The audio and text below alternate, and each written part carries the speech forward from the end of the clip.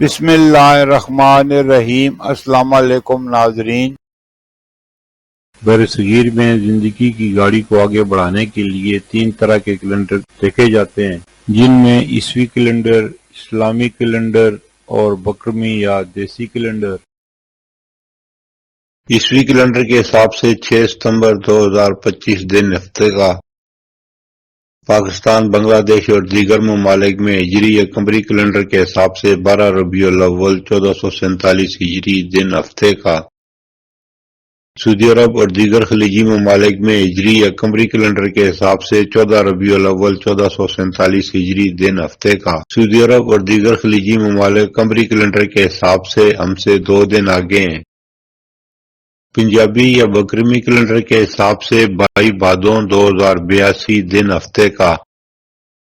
آج کی بات، غصے میں گیا انسان واپس آ جاتا ہے، لیکن مسکرا کر جو چلا جائے وہ نہیں آتا واپس۔ ماضی کے دریچوں سے چند واقعات جو پاکستان اور مسلمانوں سے متعلق ہیں۔ 6 ستمبر 1851 انگریز حکمرانوں نے اعلان کیا کہ سندھ میں صرف ان کو سرکاری نوکری دی جائے گی جن کو سندھی زبان آتی ہو۔ 6 ستمبر 1949 جنرل محمد ایوب خان کو پاک فوج کے کمانڈر ان چیف کا عہدہ سونپا گیا۔ وہ اس عہدے پر پہنچنے والے پہلے پاکستانی تھے۔ 6 ستمبر 1965 بھارت نے رات کے اندھیرے میں لاہور پر حملہ کیا۔ اس حملے کی یاد میں ہر سال 6 ستمبر کو یوم دفاع پاکستان منایا جاتا ہے۔ 6 ستمبر 2008 پاکستان میں صدارتی انتخابات کا انعقاد ہوا اور آصف علی زرداری 481 ووٹ لے کر صدر پاکستان منتخب ہوئے۔